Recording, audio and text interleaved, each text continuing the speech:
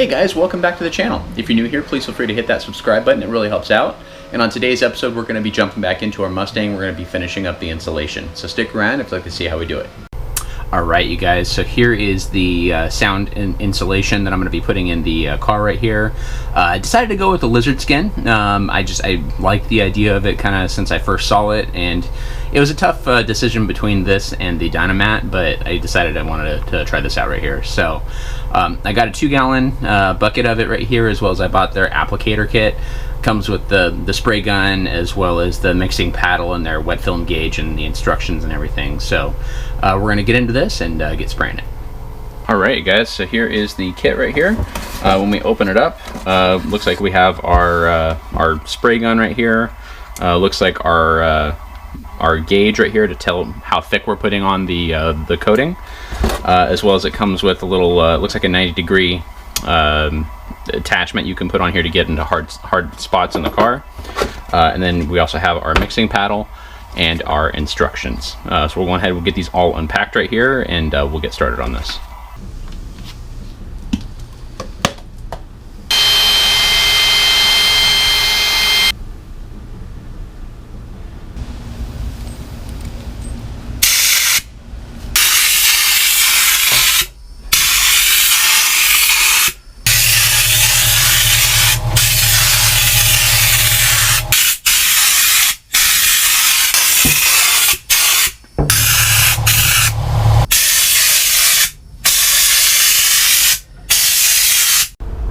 Alright guys, so here is after my first coat of the lizard skin in here.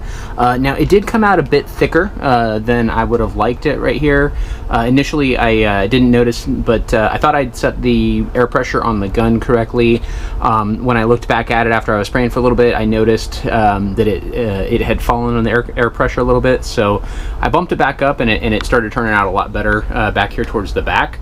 But up here it kind of came out a little bit thicker than it should have, but I think it'll be okay.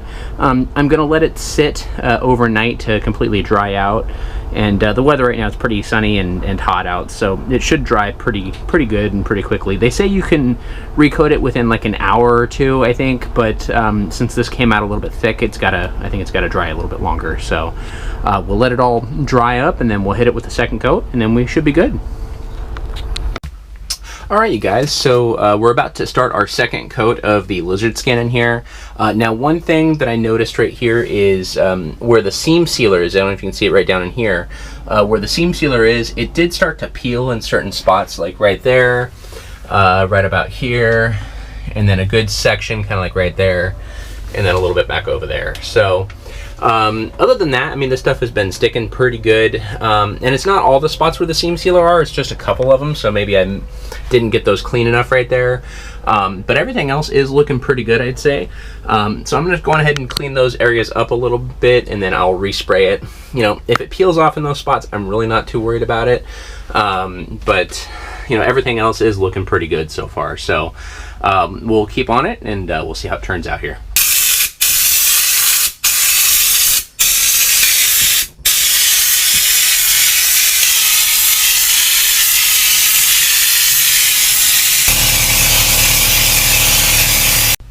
Alright you guys, so after the lizard skin, I went ahead and I primed some of the areas that started peeling up right there from it. Again, it's mainly where the seam sealer was. You know, I'm not really going to go chasing it down and trying to get it perfect right here. I mean, for the most part, the lizard skin took pretty well in here. Again, it's really where the seam sealer is in the car right here. So I went ahead, I just primed the areas just to, I don't know, just for peace of mind, I guess. And then I am going to be doing a top coat over the lizard skin right here. I'm going to be doing this right here, this duplicolor truck bed coating.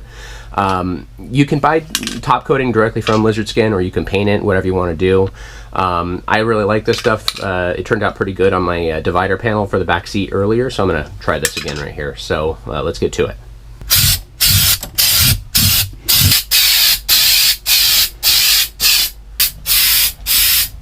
Alright you guys, so here is how it turned out. So this is with the truck bed liner in here as the top coat.